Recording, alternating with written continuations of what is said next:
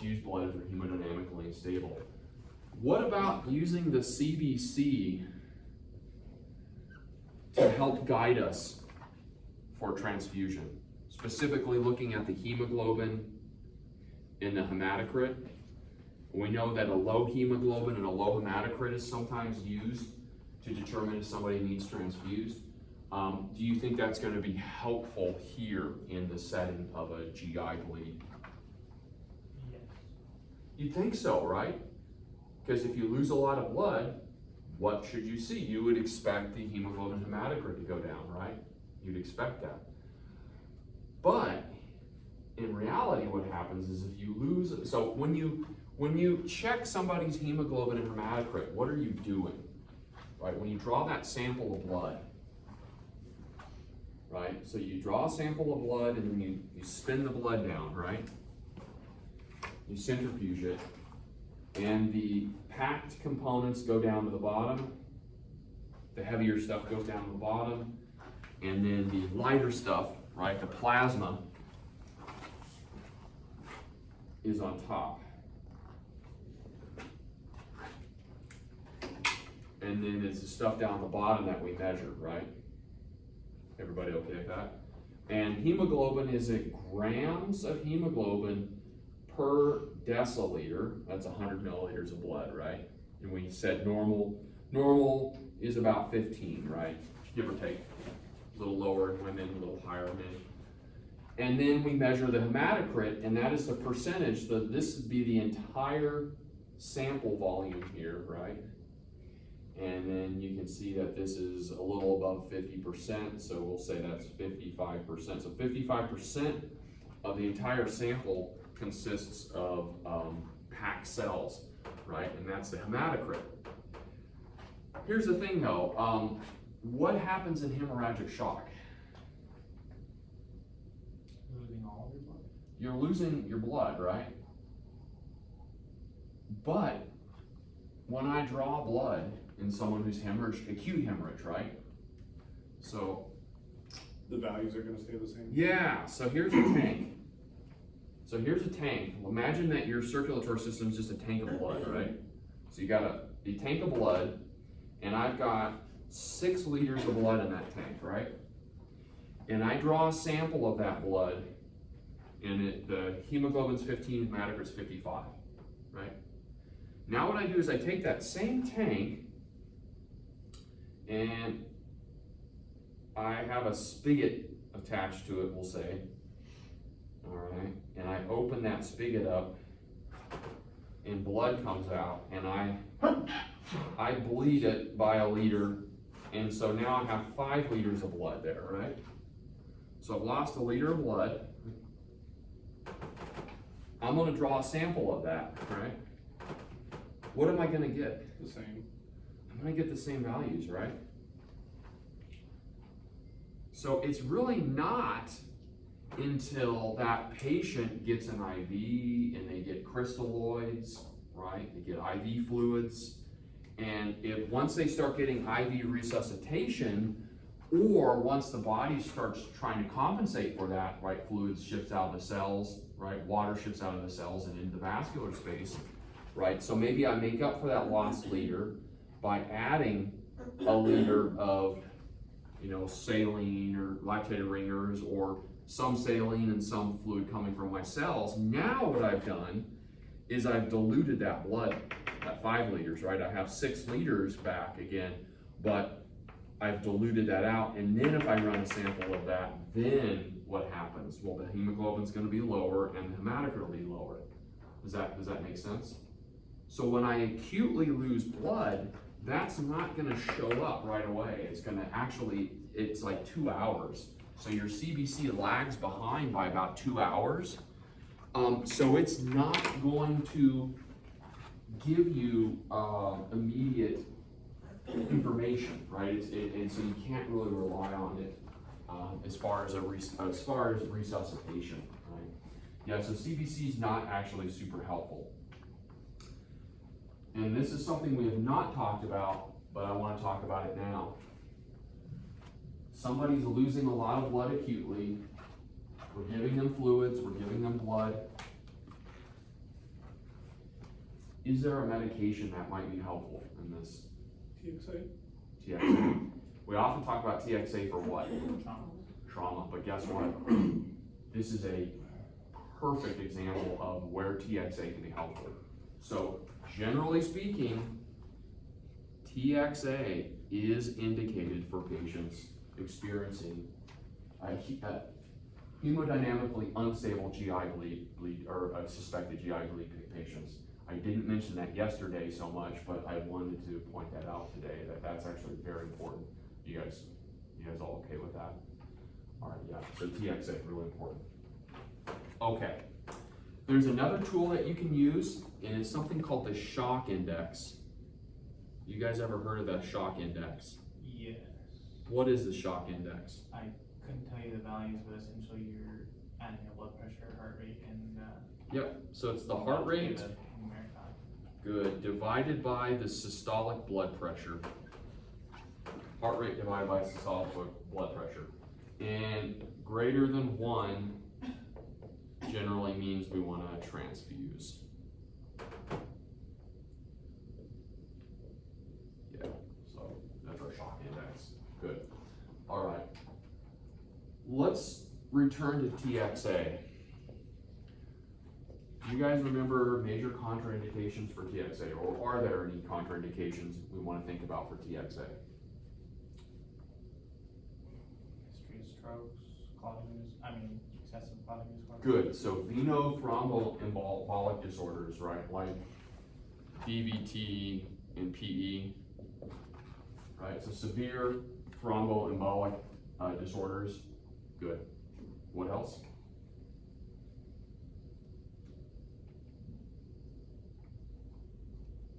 They've had a stent placed.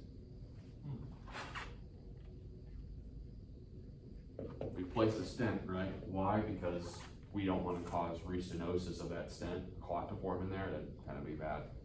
And then the other one, interestingly enough, is active hematuria. What is active hematuria? What's hematuria? Blood in the urine. Blood in your urine, yeah. And the rationale for that is if you cause a clot, that can include your urinary tract. And that's, that's a bummer. You can cause a post-renal failure that way. All right. Another thing I mentioned is balloon tamponade.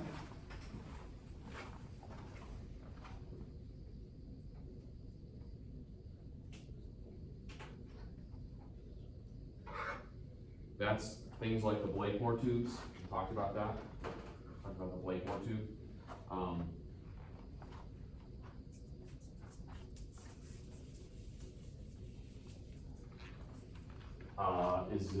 Are these commonly used anymore? They're not super common. They can be considered, particularly in an acutely crashing patient. But really, where do these patients need to go? Yeah, they need to go to at least endoscopy, right? They need to go to endoscopy. They need to find the source of that bleeding, and they need to coagulate it. Or maybe they need to go to an interventional radiology suite or something like that. Yeah, but they need a surgical intervention. Excellent. So blood tests that are going to be helpful if we have the ability to run it. Obviously, the CBC is going to be helpful in the long term, right? Not acutely, all right? Do we want to measure somebody's clotting factors or look at their clotting profile, right? And what do those include? What labs look at your clotting? PTT. Good, the PTT, the PT, the INR, good, all of those, all right. We also want to look at fibrinogen. We will look at fibrinogen levels as well, because that's what helps create that fibrin mesh, right? That permanent clot. Platelets are kind of like a temporary plug, and then the fibrin mesh forms, and you start burning through your fibrinogen, right? Fibrinogen gets converted to fibrin, so you start burning through that when you start making clots. What about as far as vital signs go? Is there a vital sign that is often neglected that's super important here? So we all focus on blood pressure, respiratory rate, heart rate. But what do we often neglect? And title. Hmm? And title. CO2. No, we're pretty good at Some of us are. some of us. Yeah, temperature. Yeah, I was thinking temperature, right? Yeah, temperature is really important here because these patients are bleeding, right? And we know that hypothermia does what to bleeding. That's not the, Makes it worse. And yeah, it causes coagulopathy, right? Yeah, it causes increased bleeding. Yeah, you're not able to clot as effectively when you're hypothermic. Yeah, absolutely. All right. What about ECG monitoring? Getting a 12 lead. What do you all think? probably couldn't hurt. Yeah. Like I said, from the head to the pelvis, if there's a complaint that goes from the head to the pelvis, you should just get an ECG. Yeah. And particularly patients who have multiple comorbidities, right? So they could have underlying cardiovascular disease.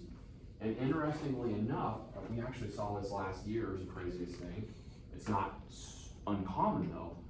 This was a lady who actually got flown in from, well, I won't say where, but it was a lady that a flight crew brought in, and she was having a GI bleed, a pretty bad GI bleed. She ended up going to cardiac arrest. And we ended up coding her, and she had actually had substantial myocardial ischemia. And what had happened was the stress of the GI bleed, right? Because you're losing blood, what does that do? That activates the renin-angiotensin-aldosterone system, the sympathetic nervous system activates. And the amount of stress that that put on her heart actually caused significant ischemia. So she didn't have coronary artery disease, but she was, she's an older person, and all of that stress that GI bleed and the hemorrhage and all that actually put, some people call this like high output failure, but basically it caused her heart to become ischemic, and she went into, I think it was a ventricular fibrillation. And we got Ross, and she had very abnormal ST segments, and people are like, oh, we need to go to the cath lab, and they're like, the doc's like, hold on, she's having a big GI bleed, this has put a lot of stress on the heart, and this is likely what's going on. So yeah, that can certainly happen. All right, there is one more thing I want to talk about, and I suspect this might be a new thing for you all. And it is a type of testing that's very helpful. It's called TEG testing.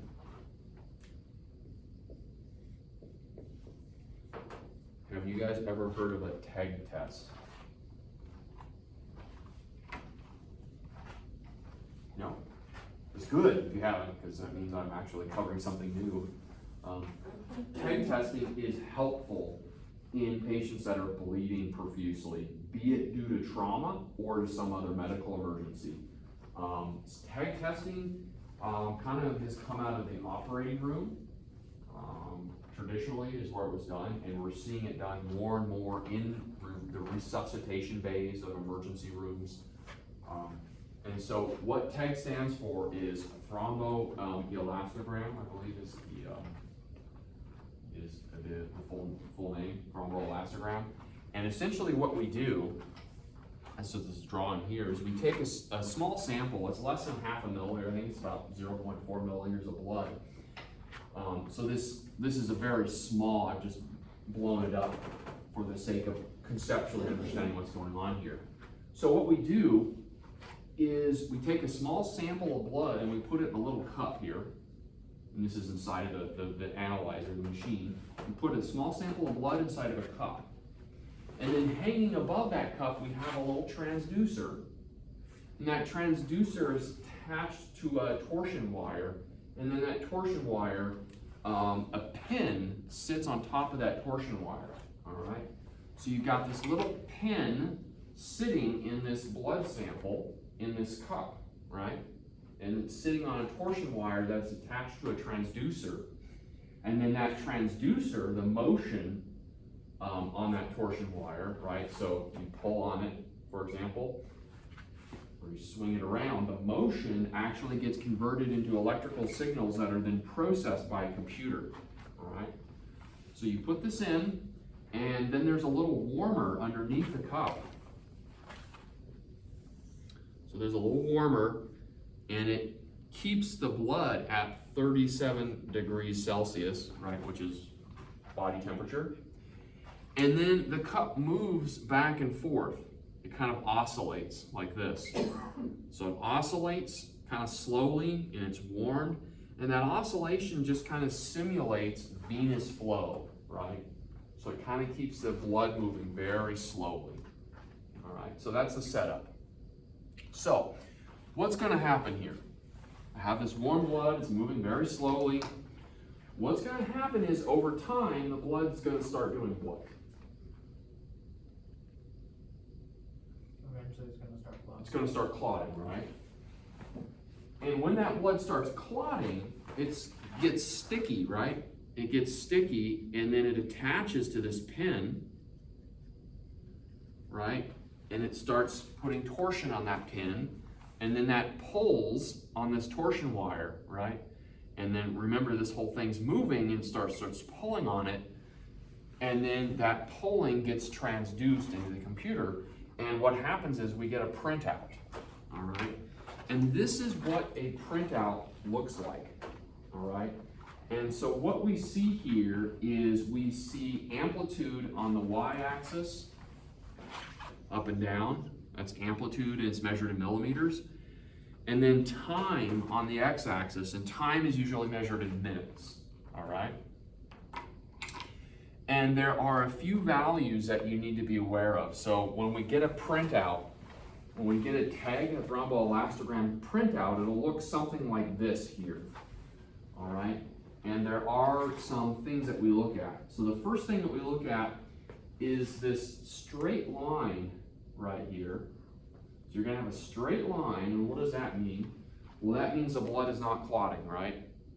The blood is unclotted, right? And it's moving around, and there's no torsion on that wire that's putting torsion on the transducer. So nothing's getting transduced, and you get a flat line. Does that make sense? So the period of time where you get this flat line is called the R time.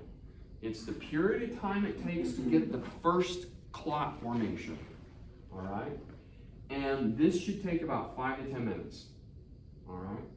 It should take about 5 to 10 minutes. If it takes longer than 10 minutes, all right, that means that you have a clotting factor deficiency, right? Factor 7, factor 10, whatever. You have a general clotting factor deficiency. It's taking longer for the first clot to form, right? So, now that we know that, if we know the R time is prolonged, that means we have a clotting factor problem, and now we know what blood product to give the patient. So if it's a clotting factor problem, what blood product should we be giving the patient? Plasma. Why? Because it contains, because it contains about 5%. Because all your clotting factors are contained within plasma. Yeah. So FFP would be the prescription. So you've got this bad GI bleed. You're giving them red blood cells, right? We're giving them PRBCs. We all know that to increase the oxygen carrying capacity. But the thromboelastogram allows us to analyze their blood while we're resuscitating, going, hey, you know what? The R time is prolonged. We need to add some plasma into the mix, right? We need to get some plasma going. So we give them plasma. Now there's another time called the K time, and it's a specific interval from when you first have clot formation to where the clot gets a certain strength. And essentially amplitude in the TEG is how strong the clot is, right? The higher the amplitude, the stronger the clot, if you will, right? And so that period of time from when the clot first starts forming until it gets to a certain strength, it's like a few millimeters, I think it's like 1 to 3 millimeters, strong, is a measure of your fibrinogen. All right, so fibrinogen, fibrin, forming that fibrin clot. So if this time is greater than 3 minutes, that means you have a fibrinogen problem. And how do we replace fibrinogen? What blood product replaces primarily fibrinogen?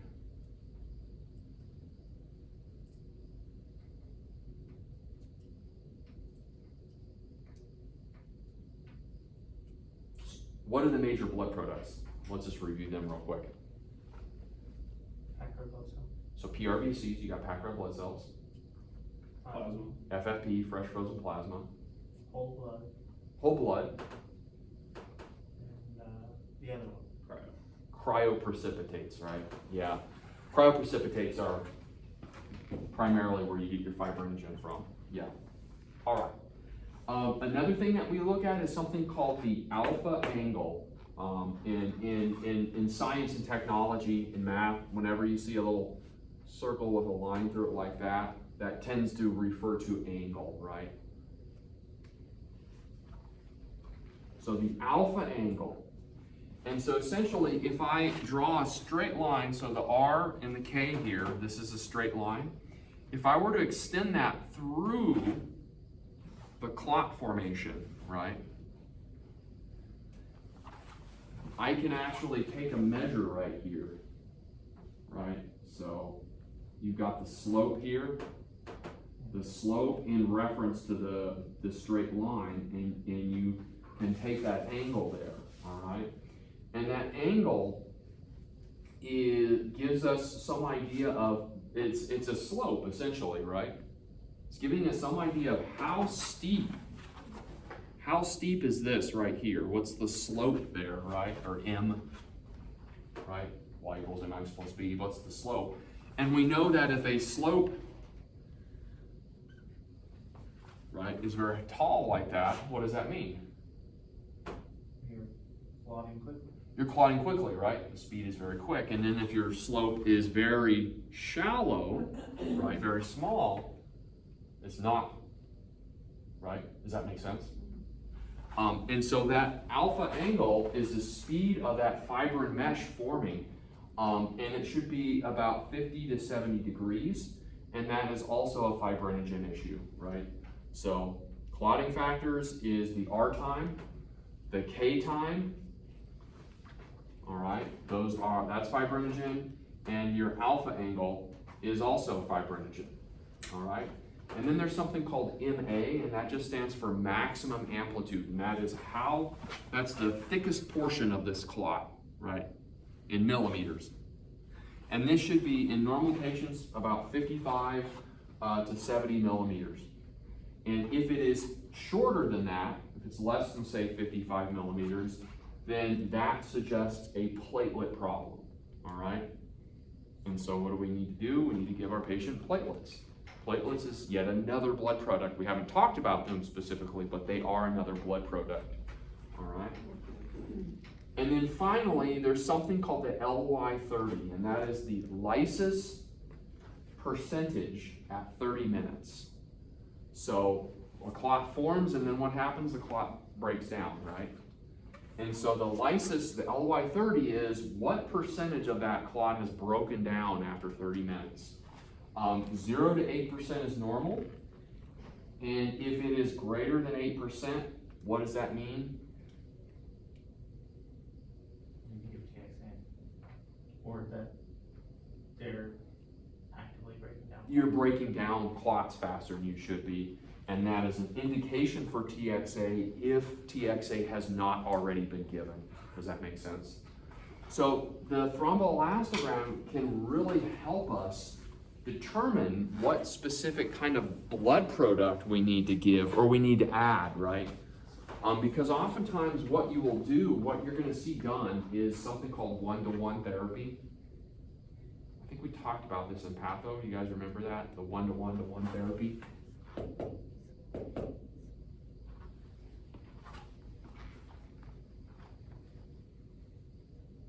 Essentially that says if I give a unit of PRBCs,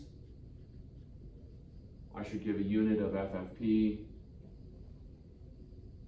and maybe a unit of platelets or cryo, right? It's 1-to-1-to-1 therapy.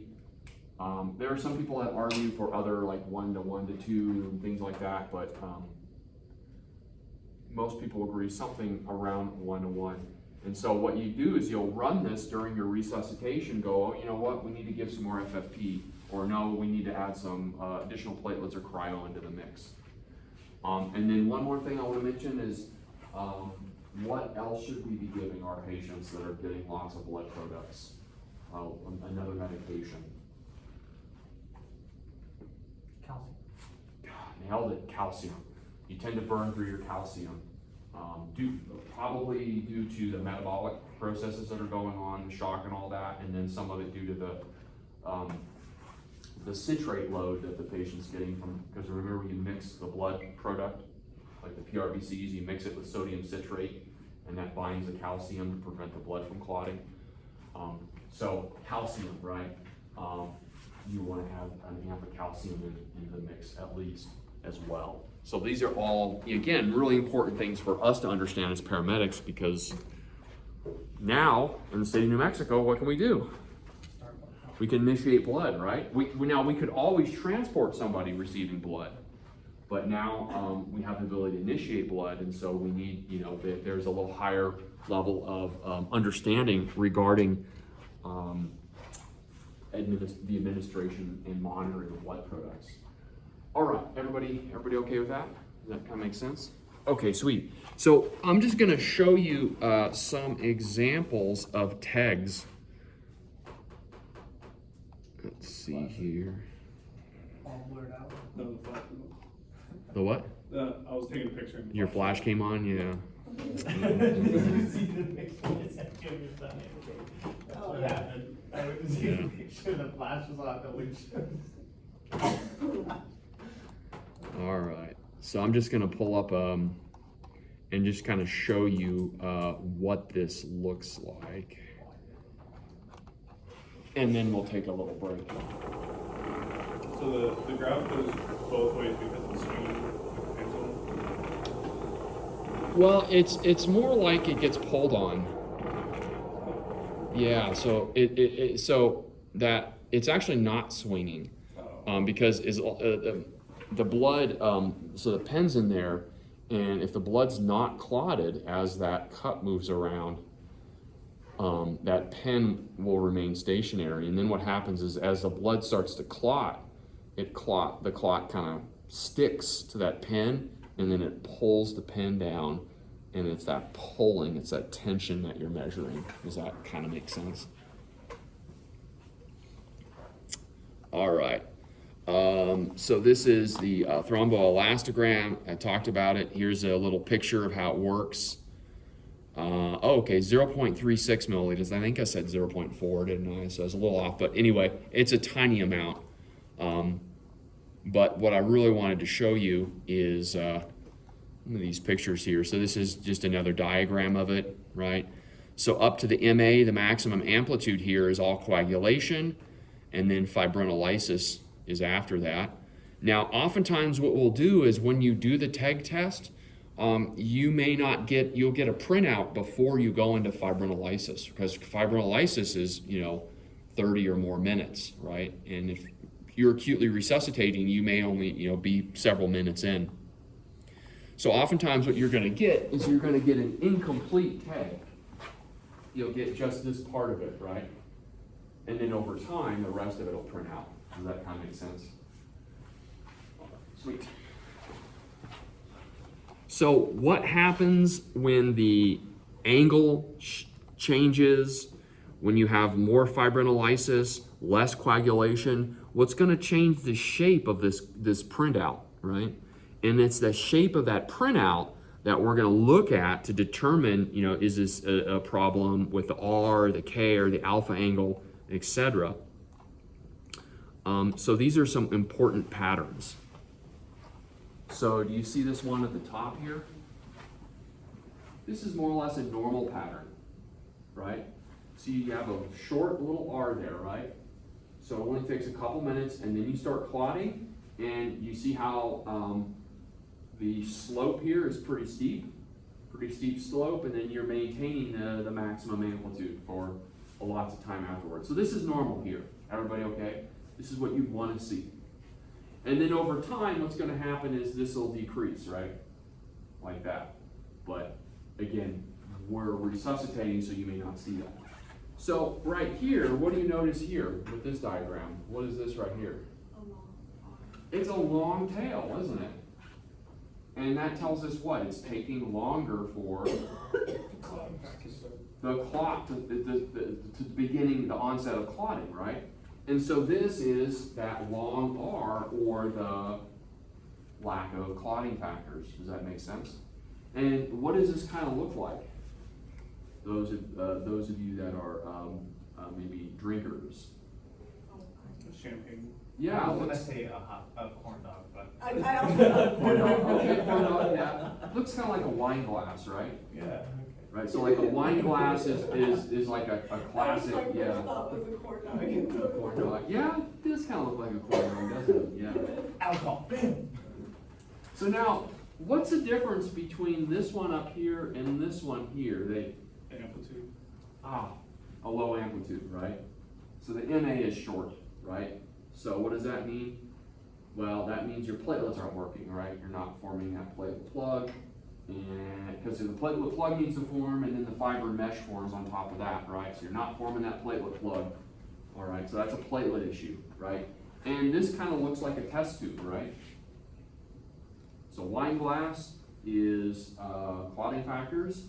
Test tube, what? Platelet problem, yeah. If we look at this one here, what do we notice is going on? Yeah, the clot is breaking down too soon, right?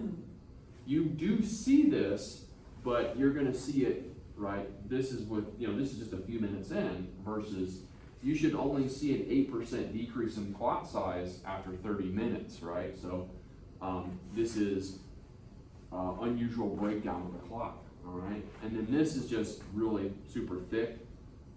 So you have hypercoagulation there, all right? And then these are kind of things that you look at for DIC, disseminated intravascular coagulation. We'll talk about that in a little more detail. But remember, DIC is where you clot too much, and then what happens? You run out of clotting factors, so you blow through your clotting factors, you blow through your platelets, and then what happens? Then you start bleeding. So in the early stages, stage 1 DIC, right, you have hypercoagulation. It kind of looks like this. You blow through your platelets and clotting factors, and then what happens? That happens. You can't form clots anymore, or the clots are not very effective, and then you are now hypercoagulable. So does that kind of make sense? How the patterns represent? And so they also have a little picture of, all right, there we go. So this is a brandy tumbler. Okay, I guess that's what a brandy tumbler looks like. So that's what a normal tag should look like, more or less, right? Should go out. If it looks like a wine glass, okay, they need plasma because that's a clotting factor. If it looks like a test tube, you need platelets, all right. A champagne flute looks kind of like a red wine glass to me, I guess. It's just a red wine glass that's thin, right? So it's a champagne glass. And then the upside down martini is fibrinolysis, right? Where you need TXA. So if you're a spirit aficionado, this works maybe. I'm not. I'm a complete teetotaler, so. I just drink everything out of plastic cups. Oh, there you go. Yeah, little red cups, right? It's cheaper that way. Yeah. Well, I do know that the markings on the little red cups correspond to shots. Yeah. I do know that. I'm not sure where I learned it, but anyway, yeah. All right. So is everybody okay on just kind of the basics behind the tag test? Again, it's becoming a real common resuscitation adjunct, so I kind of wanted you all to know about it. Any places around here use it? I've never seen it. No. No. I haven't even seen UMC use it. Yeah. I would be surprised if they didn't use it at UMC. I'm sure they do. Yeah, Don't Try not pay to spend any as attention. much time there. yeah. You probably just try to get in and get out, right? At UMC. Try not to or- go there. Yeah. They might do it at Mountain View, because it's technically a trauma center, right? Aren't they technically a level 3? They're level 3, yeah. They're the designated trauma. Yeah. They're the designated The designated trauma trauma center. Yeah. Not that they do anything for trauma, but But they I- found the UMC. they fly people out really They fast. do the Yeah. same exact thing Memorial. Yeah, I don't have any experience with. I have a lot of experience with MMC, and they're not doing at least in when they resuscitate, they're not doing tags. But I have to ask.